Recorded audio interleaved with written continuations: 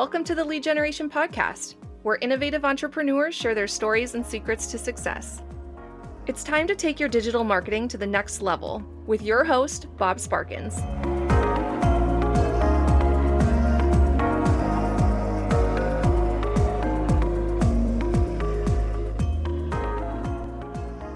Hey, it's Bob Sparkins. I'm excited to introduce you to Ashley Ann Jones, better known as King Ashley Ann on the social channels. We had such a great conversation that we've split it up into 2 episodes. In part 1, Ashley Ann shares lessons she's learned turning her side hustle into a dream business and how to create live event experiences that truly stand out. In part 2, Ashley Ann reveals some of her top tips for navigating the world of social media profitably. Be sure to check out leadpages.com/podcast for the show notes, transcripts, and links to the resources that we discuss. Let's get into it. Ashley, it's so great to have you on today's episode of The Lead Generation. I'm super happy to be here. I cannot wait to dive in and ask you all the cool questions that people want to know about social media and entrepreneurship and all that kind of jazz. But I know that there's some people listening who haven't had the chance to really get to know you yet. So the first question I have is, how are you transforming the lives of your clients? Thank you for that. Hey, y'all. Hey, to all you guys that don't know me. So nice to meet you. Basically, I help people get paid to do things that they like to do or that they're called to do through social media. And I help with like return paths, funnels, automated systems. And I'm really good at really unique conversion methodologies. And it's really dope because I figured out a way to help my clients attract customers and clients to them so that they don't have to have the anxiety that comes with selling. Ooh, no anxiety with selling. I think that's a really good thing that people want to have for sure. I see that all the time when people are really heart centered, they're really powerful about transforming the lives of their clients. But when it comes to actually asking to be paid or deal with sales, they get all wiggly about it. And it's Yeah. great the service that you're offering for people with what you do. Now, you didn't always do this, of course. Back in the day, you did some corporate stuff. You came up the ranks like the traditional pathway of a good person is supposed to do. Yeah. Talk to us a little bit about that. What was life like pre-entrepreneurship that made you want to start up a side hustle? And then we'll talk about jumping ship after that.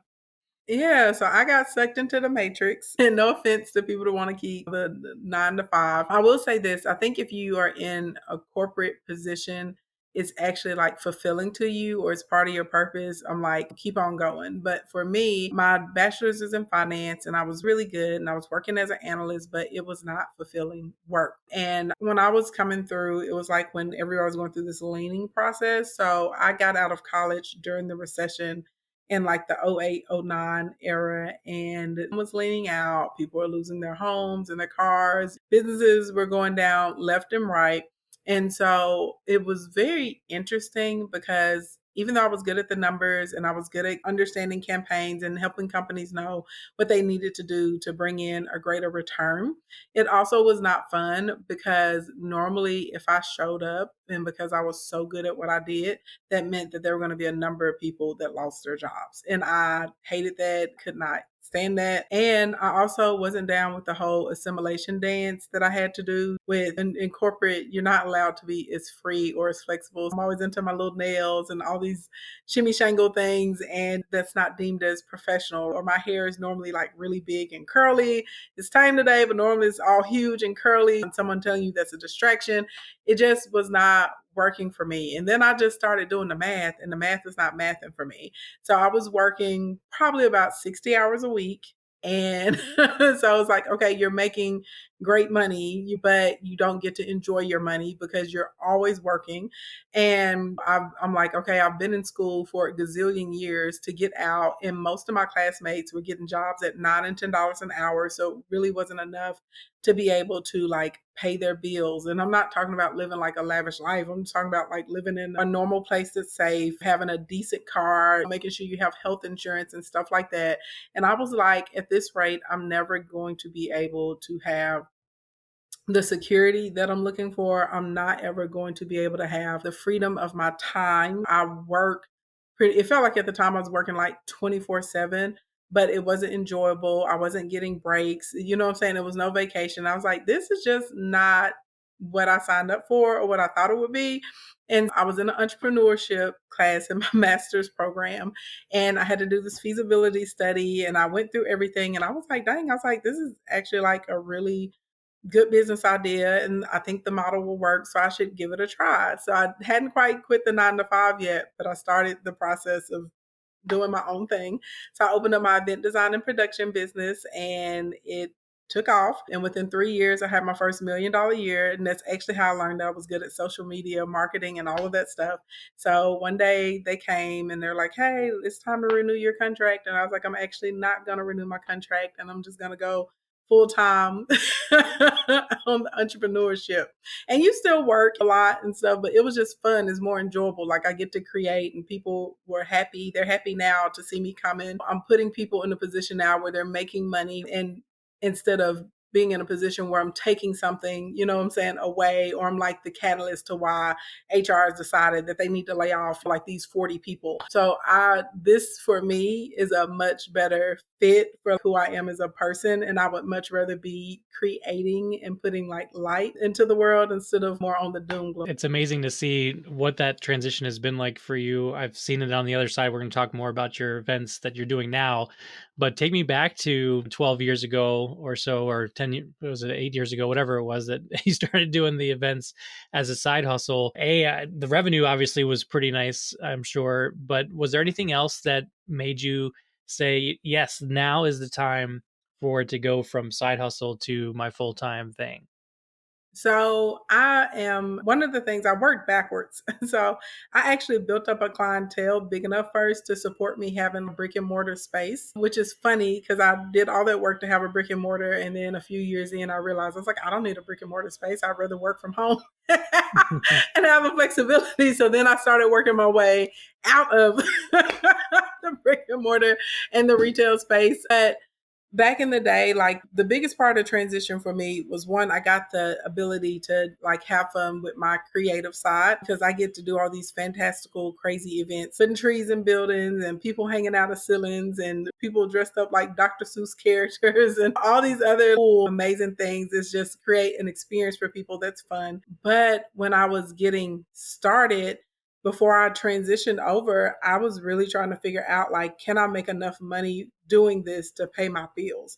And so that was a major concern for me. And I worked my full-time job for 3 years. I don't have the story of, oh, I just got this idea and I was like, I'm taking a leap of faith and I'm jumping. That was not me. I was just like, yeah, like I have faith that this is going to work, but I need to leave, right? In a logical, sound way. I need to make sure if there's 6 months or 9 months that it takes for me to start getting to a place that I'm profitable, that I can still pay my bills. Because I had watched a lot of people try and go from side hustle to full time, and they didn't ever have enough like of a financial base there. And it was like one thing didn't work out, or they had a couple of bad weeks, and all of a sudden they had to go back in to the corporate thing, and then they were like always in and out, and they could never really fully develop the business the way they needed to. So I saved my money. I got everything done that I could get done, like insurance wise, like eye exam, dental, surgeries, physicals, everything you could think of.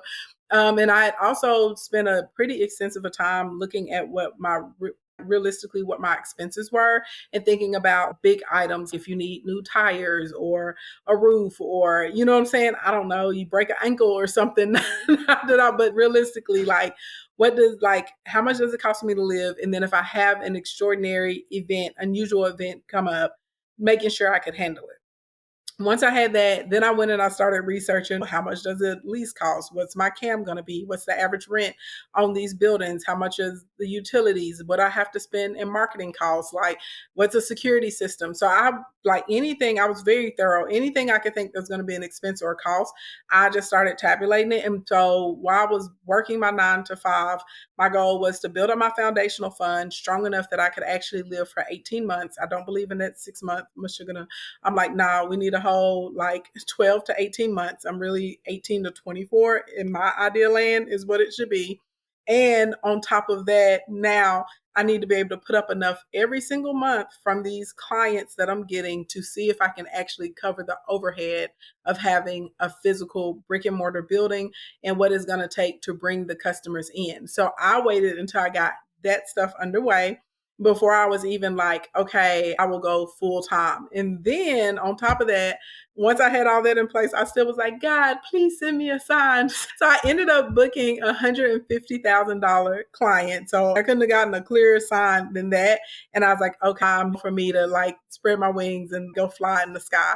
And so that's how I left. I was not a person that just jumped out and was like, oh, I'm going to jump and the net's going to appear. No, I'm the person that builds the net. Then I want to go and put up the net. Then I had to secure the net. Then I had to go like double check it. Then I wanted to go look at the beams and the joists that were connected to the net. And then I was like, all right, I'll jump now. And by then it's not even jumping. It's just a good old, it's a good saunter. Just a little step. Just a little skip. Just, oh, great. It wasn't that bad. I can do it. That's amazing. Hey, it's Laura from the Leadpages team. We'll get back to the conversation in just a moment, but first, I wanted to invite you to explore how our website and landing page software can help you reach a wider audience and turn clicks into customers. Take a tour today at leadpages.com/tour and discover why so many entrepreneurs just like you choose Leadpages. That's leadpages.com/tour. Now, back to Bob for the second half of the episode. I'm super happy that you took that step or skip and not a leap, and that it's worked out well for you. But I imagine it's not been a smooth journey the whole time. Has there been a kind of a roadblock along the way that you continue to look back to in gratitude as a learning experience? I'll be honest, like my biggest roadblocks and challenges have come more like on the interpersonal side. I feel like all of us have the same professional struggles, learning your market, figuring out your pricing, finding a good network, referral sources. I think all of us have that sort of type of thing. I think that just comes with the territory as far as building a business. But the one that I'm very thankful that I was able to get and understand, really honing in to my own power and my mindset and understanding whatever I tell myself is going to happen is what's going to happen. And for me, at this point, I speak to like thousands of entrepreneurs, and most time people are in their own way. That's their biggest roadblock. It's them. So if you can get it in your mind that everything is happening for me, even if it's not happening in the time that I want it to happen in, even if it doesn't come in the package that I want it to come in, and no matter what happens, because I had a surgery on my neck, I've had 4 surgeries on my spine. I'm actually supposed to be in a wheelchair and not walking. So I'm like a walking miracle around here. I have had to go through like betrayals. I had a person that I was trying to be in business with as a partner. They sold $25,000 from me, and I was not making money the way I make money right now. So like that dang near took me out. I had an ex that was really vicious once I decided that I wanted the relationship to be over, and he called and put the people in my life and had all my accounts frozen and audited. And that was crazy. That was like a really horrible, 14 months like of trying to be able to make everything work and make it happen. Of course, I was cleared of everything and they didn't find anything, but just still going through the whole ordeal. Like it's just been so many things. And what I find that happens is people go through these trials and tribulations in life and they just quit. You know what I'm saying? They're just like, oh, it's too hard. It's too stressful. It hurts too much. I don't want to deal with it right now. And the biggest thing is being able to find it every day, not even trying to forecast myself a year or a month down the line, just every day, just I'm waking up today and I'm going to do the best that I can with today to move forward, and just keep finding that in yourself over and over again. That's the biggest thing. And I find that more people, they have such negative self-talk. They tell themselves that because something has gone, I don't want to say astray, it's off script, right? At this point, plot twist, that's happening. So then they feel like, oh, it's the end, or it's a sign I should stop, or I need to quit, instead of saying, no, I'm supposed to learn something from this, and figuring out what exactly am I supposed to learn and how can I do my best today to move forward, even if I'm just moving forward a millimeter, because sometimes it's not going to be an inch. You know what I'm saying? Mm-hmm. Some days it's going to be a millimeter. Another day it may be a foot, you know what I'm saying? Then the next day it may be 6 inches. Then the next day you may get a mile down the road. But really just every day it's saying, I'm going to do my best to try and move forward and I'm going to figure out what am I supposed to learn from this. And I really feel like all those experiences, they help me develop like better discernment, better tools, better interpersonal skills. You know what I mean? Like better rapport with people. I have like my clients, they joke and they call me the Oracle. Like from the Matrix, but I have a really uncanny ability to be able to connect with people. And when they're in pain or when they're distressed or when they're really in self doubt and stuff, being able to identify it and help them get out of it because I've experienced these other things. So, like, literally looking at those trials and tribulations too and saying, these are tools that I'm being equipped with to help me move forward, right, in my professional life and in my personal life. But I really feel like that's the biggest one. You know what I'm saying? Especially being like, I'm African American, I'm a woman, and I'm young. So I faced ageism, I faced racism, I faced sexism, all of that stuff. But still being able to find it some way to say, I'm not going to let that stop me. I'm still going to go out here and get what I know that I can have. And I'm going to try and be the best version of myself that I can be. Yeah, I'm always inspired by what you have been able to achieve and what you continue to achieve, and really just this internal drive that you have. I know that you're still human, though. I wonder, is there something that you say to yourself when the negative self talk might still pop up? 'Cause I'm sure it probably happens. Yeah. Anything that you just tell yourself back and quiet it down when that negative self talk still happens?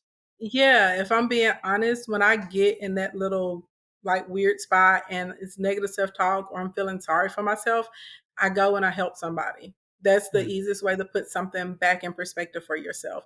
A lot of the stuff that we are like complaining about or crying and whining about, there is somebody on the planet Earth. They would love to have you. What we're seeing is a problem, it's a blessing to them. And if you want to stop feeling sorry for yourself, go help somebody because you will find a million reasons that you should be grateful. And sometimes the problem that you're having, the solution will be there inside of helping someone else. So for me, that's always worked for me. Like, girl, stop. If you need to take a day, okay, girl, take your day, cry and whine, and the next day, get up. It's not that bad. You're still alive. So that means you still got an opportunity to change it to what you want to. And I'll be honest though, something that helps me, I had to learn myself and learn my triggers. And I think everybody should do that. So I know I respond well to sunlight. So it's really important for me. Like every day, I know it sounds like silly, but I like to go on walks. I like to go dig in the dirt and be in my garden. I don't care how busy I am. I literally will be like outside of my garden taking my client calls because that helps me stay in a more positive mindset, in a better mood. And I think that entrepreneurs get so like busy and focused on like the business of business and like the sales and the 25 things that we have to do that we forget we're the head of the business and we have to take care of ourselves. And so if we're not taking care of ourselves, nothing else is going to get taken care of. And that was like, I'll be honest, I didn't learn that lesson until my disc ruptured and I couldn't walk. I was on bed rest. And it was just like, I honestly, if I would have probably made more time to take care of myself the way I should have, instead of, I got to take this call, I got to finish this contract, I got to do this for this client, I got to pick this up, I got to send in these reports, I got to file these taxes, I got to do these emails, whatever you're busy running around doing, I wouldn't have had to learn that very difficult lesson. And so for me, it's taking care of myself, trying to make sure I'm not in a position to where I'm gonna be like in a low energy, if that makes sense. I'm really particular too about like my friends and my family and colleagues. I love people that are progressive. I like people that are forward thinking. I like people that are not really gonna give you the opportunity to sit there and be the victim. I want people that are gonna push me to be victorious around me. And so I'm very intentional too with selecting the proper people to be around me that are not going to, that people that are not going to tolerate you being a sad sap or a wet blanket. Because it's really easy to fall into that like victim mentality if you have people around you always going, oh, woo, oh my God, it's so sad, poor you. Like, okay, yeah, poor you, but what you going to do about it? Let's go, let's go. And so for me, that's been very important to helping me keep a more positive mindset. And whenever I do have those days, because like you said, we're all human, but when I have those days and I'm a little low, it's pretty much just a day and I can get right on out of it and go back to the next thing. I love that, Ashley. It's really great insight. One of the things I want to talk to you next about is your upcoming event. We're super excited to partner with you for Accelerate 180. Had the chance to be there last year. What a party you threw for the people that made it down to Little Rock. And this year it's going to be in Houston. I would love to know, when you think about events, as you have had these events over the last few years, and before that you were doing event design for clients, you are super intentional about your events, about putting the right people in the room, but also just everything about the event is super intentional, which I really loved as I got to experience it. What would you say is like one or two things about the events that you like to design that sets it apart from other events in the business conference world that you and I both have experienced over the last decade? Thank you so much for that. And I'm so excited that you guys are a part of it. And just in case y'all don't know, Bob killed it. Everybody in the kingdom calls him Uncle Bob now. I'm like, that's his name, okay? Because he came with the sauce and he was so dedicated to just helping everybody there, which I'm so appreciative. But first thing is, I think I'm pretty sure because I've been to a bunch of business conferences like as an attendee and as a speaker. And like you said, as a producer on the event side, we have one of the few that we're really focused on, like the business owner, like from a holistic perspective. So yeah, we want to talk to you about your marketing and your sales and building your team, but we also want to talk to you about diversifying your portfolio and your retirement. And also though, we're going to talk to you about like your time management, and we bring in relationship experts so you can talk about parental or romantic relationships and like just that regular stuff that nobody ever really talks about that's going on that will really make you or break you. So we try and focus on like the business owner from a holistic perspective. And so different days are carved out for different activities. And I think the second biggest thing, we have one of the only business conferences that people actually get funded while they're there. So I have all kinds of banks and investors with me at the conference. They're on site, they're looking for businesses, and we literally have people walking away with anywhere from $20,000 to $500,000 in funding, like literally that day. So I'm always really proud of how many small business owners we've been able to help them get the capital that they need to get on the way to build their businesses. So I would say, and I'm going to do one more, like it is a party. It's a lot of fun. This is the most fun you're ever going to have in your life.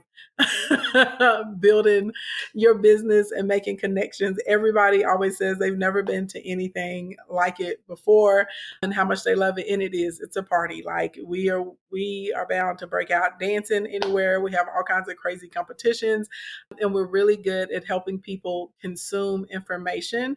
And the way that you're consuming it is really easy for you to remember it. It's not work. Yeah, it's really spectacular how much fun is in the room. A lot of times people go to conferences and the deals are made in the hallways, right? They're made at the bar, they're made somewhere else. And people think the event is just an opportunity to do those things, but you want to be in the room and Accelerate 180 because it is a lot of fun. There are opportunities to network, of course, too, and talk to the other partners of your event, like the folks that you mentioned. But man, what a great time. Thank I'm going to you. ask you some more questions around social media in just a moment. But my last event question, because since you are such an expert in this, there are some people listening from the lead generation who are trying to put on their own events. Maybe they have in the past and they're just coming back to them as we hopefully get to the end of COVID times where things are they're just blown up.